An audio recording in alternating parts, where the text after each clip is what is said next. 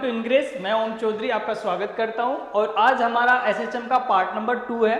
SHM में हमने first part में रिवीजन भी किया था एंड पीवाईक्यूज भी कर रहे थे, उसी का ये सेकंड पार्ट है। इसमें आगे के पीवाईक्यूज और करते हैं हम, तो हम जानेंगे कि एक्चुअल में और कैसे कैसे क्वेश्चंस आते हैं। ओके चलो नेक्स्ट चलते हैं क्वेश्चन आगे की तरफ। यहाँ पे है फेज एंगल, फेज के बारे में पूछ रहा है। देखो फेज किस किस के बीच में फेज पूछ रहा है, वो आपको फेज पूछ रहा है आपको डिस्प्लेसमेंट एंड एक्सेलरेशन के बीच में भाई। तो डिस्प्लेसमेंट देखो मैंने बोला था कि एक्सेलरेशन और इसके बीच में फेज एंगल कितना होता है, पाई का होता है, ध्यान रखना। और एक्स और वी के बीच में पाई/2 का रहता है, ठीक है। और ए और वी के बीच में पाई/2 का रहता है, ये याद रखना पाई/2। तो इन दोनों में पाई/2 का रहता है एक्स और वी के बीच में, है ना, क्योंकि हमें कंपेयर करते हैं हम इक्वेशन से। तो यहाँ पे आता है ए साइन ओमेगा टी, है ना, वी का आता है ए ओमेगा कॉस ओमेगा टी, तो यहाँ पे कॉस ओमेगा टी आता है, ध्यान रखना यहाँ पे कॉस आता है, यहाँ पे साइन आता है। और ए में वापस क्या आता है, minus a omega square sine omega t, है ना, तो ये आता है ए में। तो ए और एक्स के बीच में ध्यान रखना पाई/2 का रहता है, ध्यान रखना, मतलब पाई का रहता है फेज, ठीक है, साइन के बीच में, क्योंकि 180 डिग्री है। बस ये इसका जस्ट अपोजिट है, उल्टा है, माइनस का साइन दिखा रहा है, इसका जस्ट अपोजिट है। मतलब एक्स और टी का ग्राफ बनाए तो ये ऐसे चलेगा साइन का, है ना, लेकिन ए और टी का ग्राफ बनाए हम तो एक कैसे ग्राफ चलेगा, नेगेटिव से स्टार्ट होगा लेकिन होगा साइन का ही ग्राफ, है ना। तो इन दोनों में है ना किसका कितने का, पाई का फेज का डिफरेंस है, ध्यान रखना पाई फेज का डिफरेंस रहता है। ये जीरो से पॉजिटिव की तरफ चलता है तो जीरो से नेगेटिव की तरफ चलता है दोनों साइन के ही, है ना। तो ये ध्यान रखना, ये साइन के रहते हैं, इन दोनों में कोस रहता है हमेशा, ठीक है, पाई/2 का फेज रहता है। तो इसमें पाई रेडियन का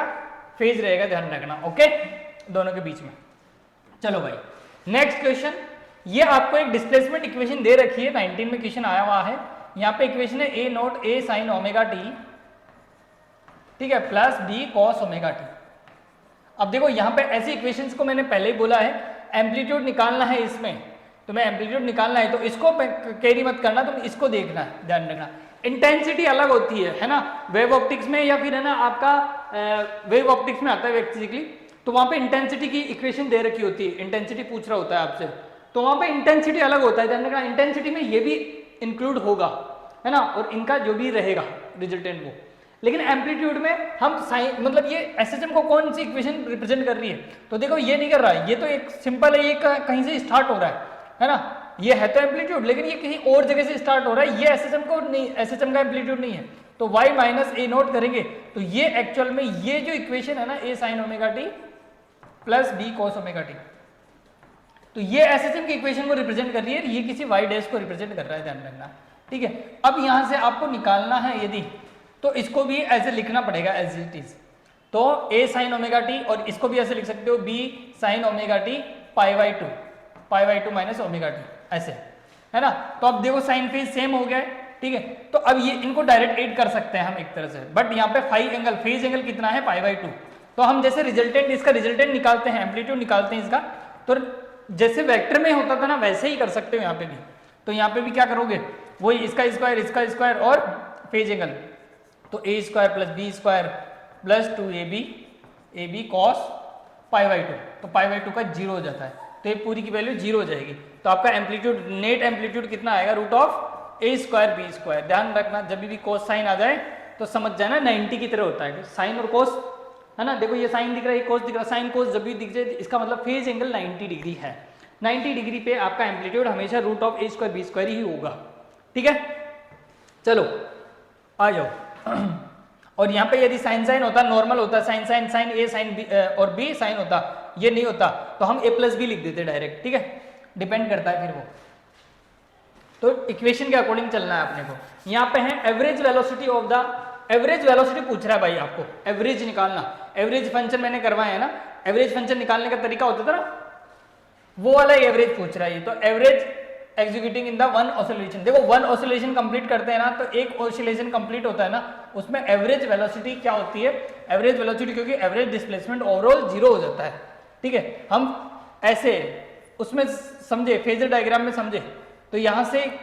स्टार्ट हो गया, यहीं पे वापस आ जाने में डिस्प्लेसमेंट जीरो होता है ना, वैसे ही एवरेज वेलोसिटी एसएचएम में समझना कि एसएचएम में भी एवरेज वेलोसिटी कितनी रहती है, जीरो रहती है बेटा, ध्यान रखना, ठीक है, एवरेज वेलोसिटी, ये ध्यान रखना यहाँ पे, ठीक है। एक ऑसिलेशन कंप्लीट होने में आपकी एवरेज वेलोसिटी यही रहेगी, ध्यान रखना, ठीक है, जीरो की जीरो ही रहेगी यहाँ पे, तो यहाँ पे जीरो रहेगी, ध्यान रखना, और कुछ नहीं सोचना, सीधा सीधा रख देना जीरो, ठीक है। या फिर यदि तुम उसके अकॉर्डिंग करना चाहते हो तो ऐसे कर लेना, ए मतलब जैसे साइन का स्टार्ट हो रहा है ना, तो ए कॉस ओमेगा टी, ठीक है, या फिर डिफरेंशिएशन दे देना, डिफरेंशिएशन में वैल्यू रख लेना तो जैसे A omega sine omega cos omega T से भी कर सकते हो, कॉस ओमेगा टी से भी कर सकते हो, है ना। तो यहाँ पे लिमिट कहाँ से कहाँ, जीरो से जीरो टू पाई, मतलब 2 पाई, है ना, ये लिमिट रखोगे तब जाके तुम्हें वेलोसिटी मिलेगी, दोनों वेलोसिटीज मिल जाएगी, डिवाइड में टाइम में डिवाइड करोगे तो भी आपकी वेलोसिटी जीरो ही आएगी। ओके, चलो नेक्स्ट क्वेश्चन, इसमें देखो यहाँ पे फेजर डायग्राम दे रखा है आपको, फेजर डायग्राम में इस तरीके का दे रखा है, वो यहाँ से स्टार्ट नहीं हुआ है, यहाँ से जीरो से स्टार्ट होता तो हम साइन का ग्राफ लेते, लेकिन वो यहाँ से स्टार्ट हो रहा है ना, तो एक तरह से ये जीरो ही है एक तरह से, ठीक है, और ये नेगेटिव में इधर की साइड स्टार्ट हुआ है, मतलब क्लॉकवाइज घूम रहा है, वो क्लॉकवाइज घूम रहा है। इसकी रेडियस कितनी है, इसकी रेडियस है आपकी 3, मतलब ये 3 है, ध्यान रखना 3 मीटर, इसका मतलब ये एम्पलीट्यूड को दिखा रहा है, तो एम्पलीट्यूड तो इसका क्या आ गया, 3 आ गया, टाइम पीरियड इसका 4 सेकंड है, तो omega equal to 2 pi upon 4, मतलब पाई वाई अपॉन 2 इसका ओमेगा आ गया है, ठीक है। और ये यहां से स्टार्ट हो रहा है इसमें, है ना, तो हम देख सकते हैं कि y की इक्वेशन बतानी है आपको, है ना, तो मैक्स से स्टार्ट हो रहा है, ये मैक्स से स्टार्ट हो रहा है, तो हम cos को कंसीडर करेंगे, तो y इक्वल टू a,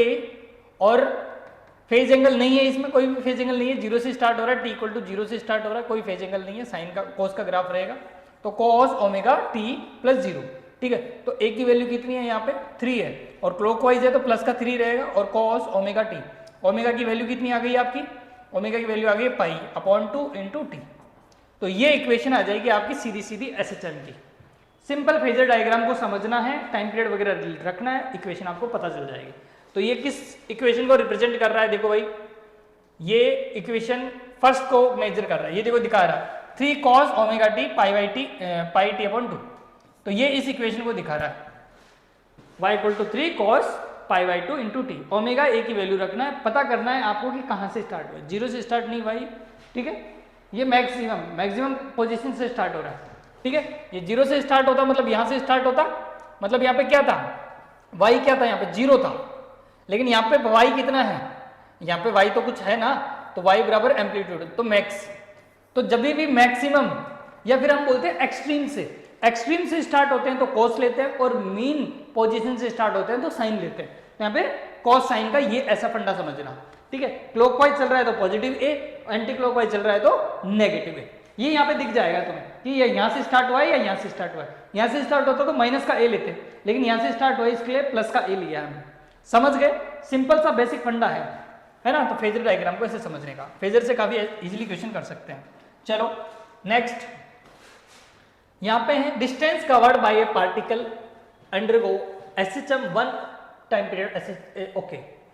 ये पूछ रहा है भाई वन ऑसिलेशन कंप्लीट होने में कितना डिस्प्लेसमेंट होता है, डिस्प्लेस कितना हो जाता है। आपको पता है एसएचएम में कोई पार्टिकल यहाँ से मीन से स्टार्ट हुआ है, मीन पोजीशन से, तो वो मैक्सिमम पे जाता है, ठीक है, फिर मैक्सिमम से वापस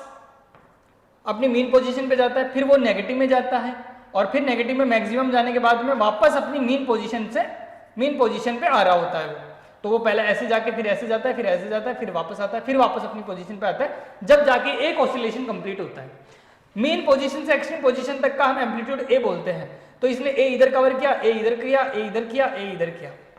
तो इसका डिस्टेंस कितना हो जाएगा भाई, इसका डिस्टेंस हो जाएगा 4a,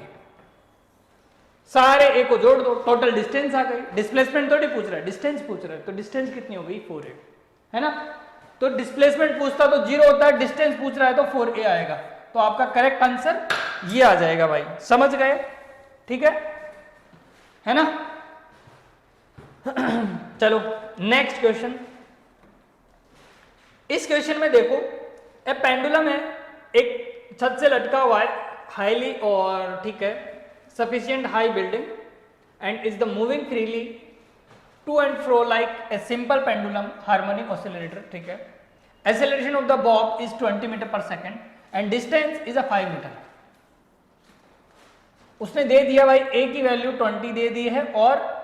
एक्स की वैल्यू आपको 5 मीटर दे दी है, ठीक है। और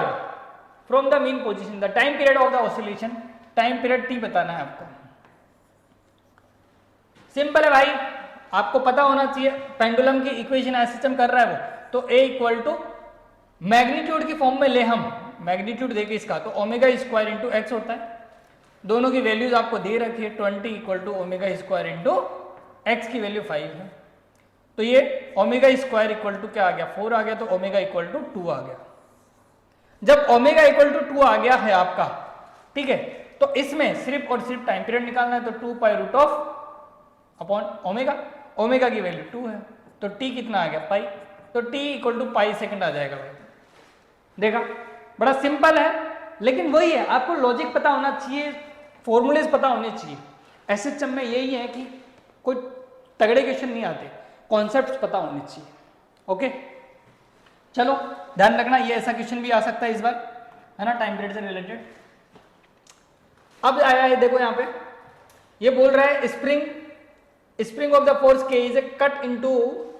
लेंथ ऑफ रेशियो। अच्छा, लेंथ का L1 L2 L3 में कट कर दिया भाई वो, है ना, L1 L2 और L3, ऐसे रेशियो क्या है इनका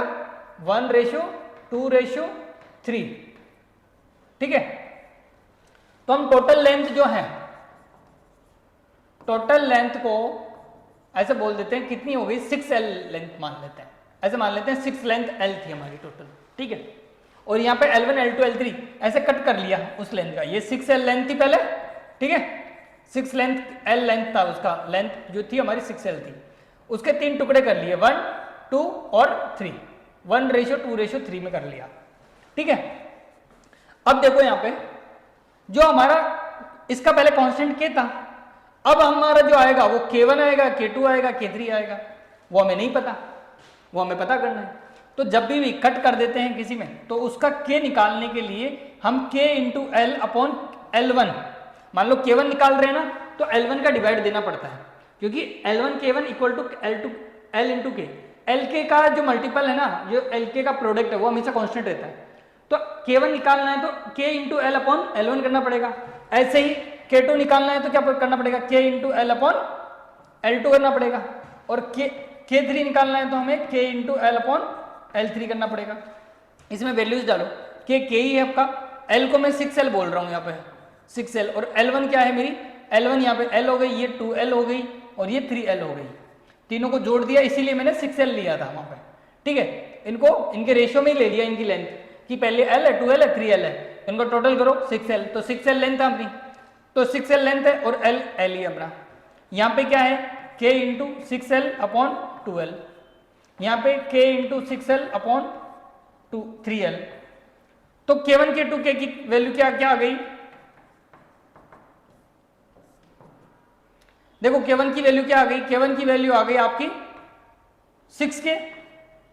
K2 की वैल्यू क्या आ गई आपकी 3K, और K2 की वैल्यू क्या, K3 की वैल्यू क्या आ गई आपकी 2K, ठीक है। तो ये आ गई आपकी वैल्यूज, K1 K2 K3 की वैल्यूज आ गई। अब K1 K2 K3 की वैल्यूज आ गई, तो अब देखो ये पूछ रहा है कि यदि पैरेलल में, यदि इनको सीरीज में कनेक्ट करते हैं तो K डैश आता है, और यदि पैरेलल में कनेक्ट करते हैं तो K डबल डैश आता है, ठीक है। देन K डैश और K डबल डैश का यहां पे ध्यान रखना, K डबल डैश है यहां पे, ठीक है। तो इनका रेशियो पूछ रहा है K डैश और K डबल डैश का। अच्छा, जब सीरीज की बात आती है, जब सीरीज की बात आती है तो मैंने बताया था KS लिखना 1/K1, 1/K2, 1/K3, और जब पैरेलल की बात आती है, चलो पहले सीरीज का सोल्व कर लो, तो KS को क्या बोल रहे हैं, K डैश बोल रहा है, 1/K, K कितना है 6K, ये 6K और ये 3K और ये 1/2K, ठीक है। एलसीएम ले लो, तो 6K एलसीएम ले लिया तो 1 + 2 + 3, ठीक है। तो 6 से 6 गया ये 1/K डैश, तो K की वैल्यू क्या आ गई के की वैल्यू, के डैश की वैल्यू के आ गई आपकी, ठीक है। फिर मैं बात करूं पैरेलल की, ठीक है। तो पैरेलल में क्या होगा, पैरेलल में के पी इक्वल टू हम क्या लिखते हैं, डायरेक्ट ऐड कर देते, तो K1 K2 और K3, तो ऐड कर दो इनको, तो कितना है 6K 6K 3K और 2K, ठीक है। तो यहाँ पे कितना आ जाएगा 6 3 और 2 9 11K आ जाएगा। तो K dash K double dash कितना है हमारा ये, तो हमें किसका रेशो पूछ रहा था, K डैश और K डबल डैश का, तो इसका और इसका डिवाइड दे दो भाई, ये और ये इसका डिवाइड दे दो, तो यहाँ पे K dash upon K double dash का रेशियो क्या आया भाई 1/11, कैसे के कट गया 1/11, तो 1:11 आपका आंसर रहेगा। ये थोड़ा अच्छा खासा क्वेश्चन था जिसमें हमें कैलकुलेशन करनी पड़ी, ठीक है, समझ गए। इस तरीके का क्वेश्चन आए तो आप कर लेना इजीली। ये तरीका ध्यान रखना यहाँ पे कि हम जब भी कट करते हैं स्प्रिंग को तो किस तरीके से लिखते हैं, ध्यान रखना, ओके। चलो चलो भाई नेक्स्ट, इसमें है A particle execute a linear simple harmonic motion, amplitude दे रखा है 3 सेंटीमीटर और particle when at equal to 2 centimetre from mean position, the magnitude of the velocity is equal to the velocity, magnitude of the velocity is equal to the magnitude of the acceleration, ठीक है। Then find the time period, तो इसका time period आपको find करना है। ये देखो ऐसे डिटेल आपको पता करनी है बेटा, ठीक है। जब भी क्वेश्चन करो, क्वेश्चन को पढ़ते ही आप डिटेल्स लिख लो, ठीक है, ताकि आपको एक मोटा मोटा आइडिया लग जाए कि क्या करना है। देखो ये तो क्या है, गिवन डेटा है, ये क्या है, कंडीशन है, तो आपको कंडीशन से ही क्वेश्चन के आंसर तक पहुंचना है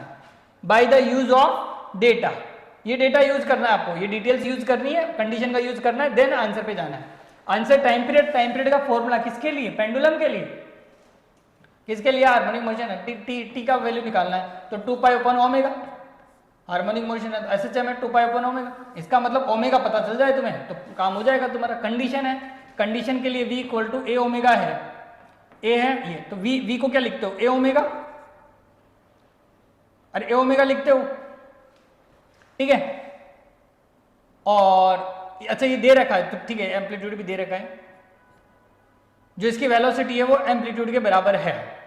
तो आप ना इसको ओपन कर सकते हो। देखो ए, इसको ओमेगा रूट ऑफ इसकी, ये तो मैक्सिमम वेलोसिटी होती है, ध्यान रखना।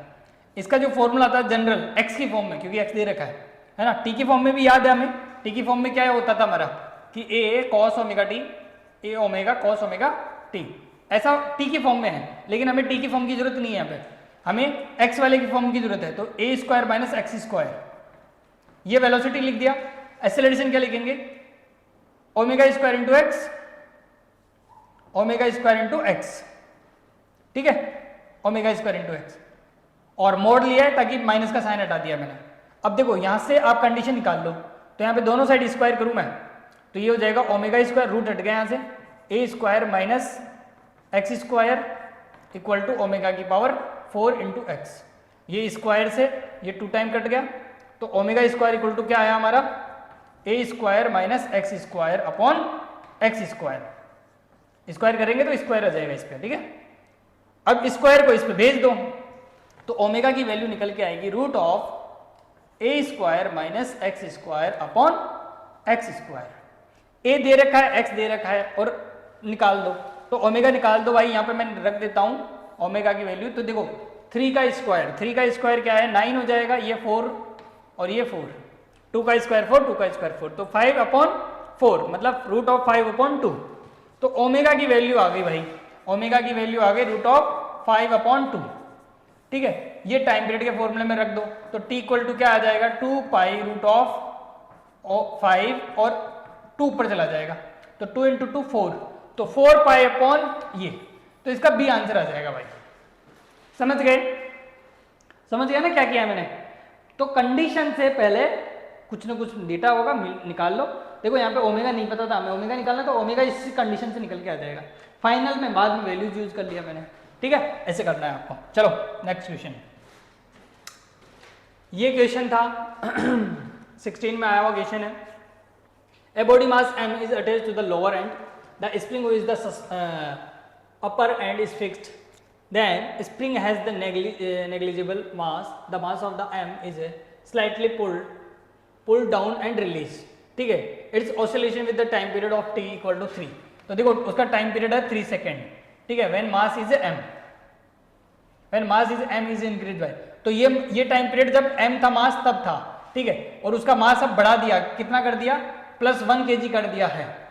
तो उसका टाइम पीरियड कितना हो गया, तो उसका टाइम पीरियड 5 सेकेंड हो गया। देखो बड़ा अच्छा क्वेश्चन है, ऐसे एक मास था, ऐसे स्प्रिंग लटकी हुई थी, इस पे मास था, इसको m मास था, जब इसको थोड़ा सा रिलीज करके छोड़ा तो ये एसएचएम किया, तो इसका टाइम पीरियड कितना आ रहा था, 3 सेकेंड, फिर इसमें क्या किया, मास इंक्रीज कर दिया, +1 कर दिया, तो इसका टाइम पीरियड क्या आने लग गया, t इक्वल टू 5 सेकेंड आने लग गया, तो ये मास कर दिया m इक्वल टू ये कर दिया, इसका m डैश कर दिया, तो ये आने लग गया, है ना, तो ये पूछ रहा है m की वैल्यू, अरे सिंपल है, t इक्वल टू फॉर्मूला पता है ना, स्प्रिंग तो चेंज नहीं किया ना उसने, तो t equal to 2 pi root of m upon K, ठीक है, ये वाला फॉर्मूला लगा लो। अच्छा ये टाइम पीरियड रखोगे, t1 टाइम पीरियड रखोगे तो 2 pi root of m upon K, और जब ये टाइम पीरियड यूज करोगे तो यहां पे रखोगे 5 equal to 2 pi root of m plus 1, इसका मास ये रखोगे ना इस बार m प्लस 1 अपॉन के, दो इक्वेशन है, दोनों को डिवाइड कर दो, ठीक है, तो 3/5 मैं यहां पे करता हूं 3/5 इक्वल टू 2 पाई कट गया, रूट ऑफ m अपॉन के, तो k से k भी कट गया m, तो m upon m plus 1, m upon m plus 1 root के अंदर बच गया, स्क्वायर करेंगे तो 9/25, ठीक है, 9/25 upon m upon m plus 1, ठीक है, तो ये आ गया हमारा 9m plus 9 equal to 25m, तो यहां पे ये गया तो 9 इक्वल टू 16m हो गया हमारा,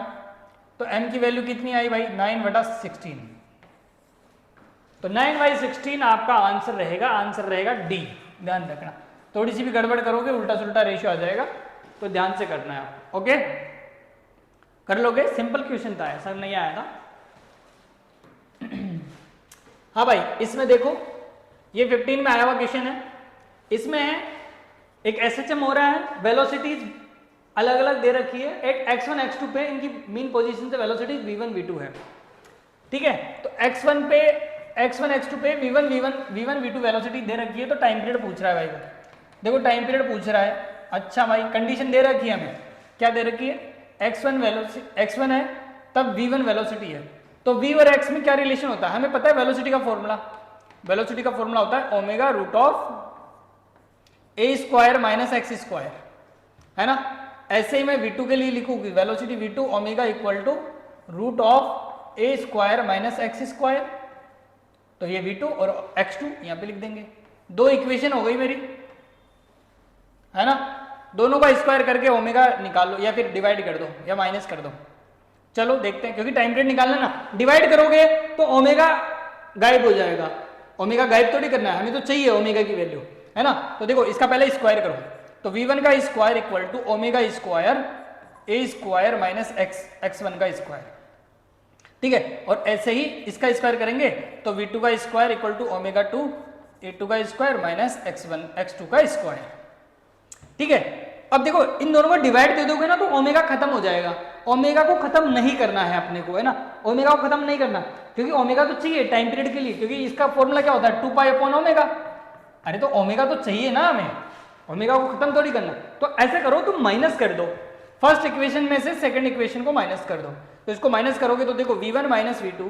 v1 का स्क्वायर माइनस v2 का square equal to omega square, अब देखो ओमेगा अंदर मल्टीप्लाई करोगे तो ये वाली चीज तो टर्म को तो कट जाएगी आपकी, ये वाली टर्म बचेगी, तो माइनस का बचेगा ओमेगा स्क्वायर x1 का स्क्वायर, और ये माइनस माइनस प्लस हो जाएगा ओमेगा स्क्वायर x2 का स्क्वायर, यहाँ पे ओमेगा स्क्वायर कॉमन ले लो, ठीक है, और इसको पहले लिख लेते हैं, तो x2 का स्क्वायर माइनस x1 का स्क्वायर इक्वल टू v1 का स्क्वायर माइनस v2 का स्क्वायर, यहाँ पे ओमेगा की वैल्यू निकाल लो, तो ओमेगा की वैल्यू क्या निकल के आई, ओमेगा की वैल्यू निकल के आई है तुम्हारी v1 का स्क्वायर माइनस v2 का स्क्वायर अपॉन x2, पहले ध्यान रखना, तो x2 का स्क्वायर माइनस x1 का स्क्वायर, यहाँ पे v1 v2 है, यहाँ पे x2 x1 है, ध्यान रखना x2 पहले आ रखा है, ठीक है, और इसको रूट को हटाएंगे तो ये इस पे चला जाएगा आपका, ठीक है। अब इसका उल्टा कर दो, टाइम पीरियड निकालना है ना हमें, तो इसका उल्टा कर दो, तो देखो टाइम पीरियड क्या निकल के आ जाएगा 2 पाई अपॉन ओमेगा, तो 2 पाई ओमेगा की वैल्यू डाल दो, तो इस ये वाली वैल्यू ऊपर चली जाएगी, मतलब x2 माइनस x1 का square upon v1 minus v2 का स्क्वायर। ये आपका फाइनल आंसर रहने वाला है। तो ये किस में मैच कर रहा है, वही आपका आंसर है, v1 v2 का स्क्वायर नीचे बच रहा है भाई, v1 v2 का स्क्वायर x1 x2 का, ये डी आंसर आ गया भाई आपका। समझ गए? तो इस तरीके के क्वेश्चन आए तो ध्यान रखना, डरना नहीं है। डिवाइड करोगे तो कभी ओमेगा नहीं आएगा, है ना, माइनस करना पड़ेगा आपको, तो थोड़ी थोड़ी सी कैलकुलेशन करके ही आपको क्वेश्चन को सॉल्व करना रहेगा। चलो नेक्स्ट, यहां पे देखो, यहां पे SHM दे रखा है, ठीक है, वही सिंपल हार्मोनिक मोशन हो रहा है, ठीक है। A particle is executing a simple harmonic motion, its maximum acceleration is a और मैक्सिमम वेलोसिटी, ओके ओके, देखो सिंपल दे रखा है, मैक्सिमम एक्सेलरेशन दे रखा है, ए मैक्स दे रखा है भाई, कितना दे रखा है ए, ये बीटा है, ध्यान रखना, इसको बीटा बना लेना, तो ये यहाँ पे अल्फा दे रखा है, ये अल्फा है, ठीक है, तो मैक्सिमम एक्सेलरेशन अल्फा दे रखा है, जो कि क्या होता है हमारा ओमेगा स्क्वायर इंटू ए, ध्यान रखना, क्योंकि मैक्सिमम एक्सेलरेशन क्या यहाँ पे आता है, x इक्वल टू ए पे आता है ना, एक्सट्रीम पोजीशन पे मैक्सिमम एक्सेलरेशन आता है, और इसकी मैक्सिमम वेलोसिटी v मैक्स क्या होता है, ए ओमेगा हमारा, ठीक है, वो यहाँ पे बीटा दे रखा है, वो होता है ओमेगा इंटू ए होता है, क्योंकि वो x इक्वल टू कहाँ पे होता है, 0 पे होता है, मीन पोजीशन पे मैक्सिमम होता है, तो ये दे रखा है। अब आपको ये दोनों इक्वेशन लिख ली मैंने, ये तो फॉर्मूला लिख लिया मैंने, और ये हमें गिवन है ऑलरेडी, ठीक है, तो इसमें करना ही क्या है, ओमेगा है, दोनों का डिवाइड कर दो, एक ओमेगा बच जाएगा, तो alpha upon beta equal to omega, omega ही बच गया, अरे ओमेगा बच गया, तो t इक्वल टू क्या होता है हमें पता है 2 पाई अपॉन ओमेगा, ओमेगा की वैल्यू पुट कर दो इसमें, तो 2 पाई अपॉन ओमेगा, ओमेगा है ये, तो बीटा ऊपर चला जाएगा, अल्फा नीचे आ जाएगा, ये इसका आंसर है, सिंपल सा। देखो कौन सा मैच कर रहा है, 2 पाई बीटा अपॉन अल्फा, 2 पाई बीटा अपॉन अल्फा, समझ गए? इतना सिंपल है। क्वेश्चन आता है टाइम पीरियड से ही डिफरेंट डिफरेंट केसेस के लिए। एसएचएम है, एसएचएम का मतलब यही है यार, सिंपल हार्मोनिक मोशन, मतलब एसएचएम मतलब इर्द गिर्द जाना पोजीशन से, तो उसका टाइम पीरियड ही पूछ रहा होगा, तो time period different different cases में देखेगा वो। हो सकता है एक्सेलरेशन वेलोसिटी दे दे तुम्हें, हो सकता है कोई स्पेशल केस दे दे, हो सकता है कि किसी लिक्विड में डूबा हुआ है, अब बताओ टाइम पीरियड, किसी इलेक्ट्रिक फील्ड में है, अब बताओ टाइम पीरियड, कुछ भी हो सकता है ना। चलो नेक्स्ट,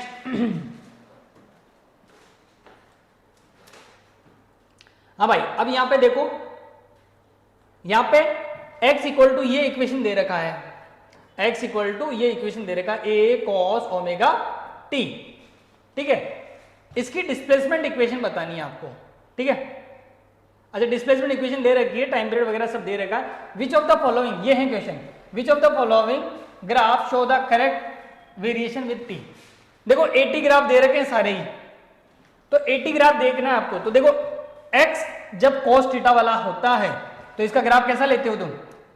एक्सट्रीम से स्टार्ट होता है, एक्सट्रीम से स्टार्ट होकर ऐसे, तो ये xt ग्राफ है आपका, है ना। फिर इसी का निकालते हो vt ग्राफ, तो ये आता है माइनस, ये cos का डिफरेंशिएशन करते हो आप, तो cos का होता है माइनस साइन, है ना, तो माइनस a ओमेगा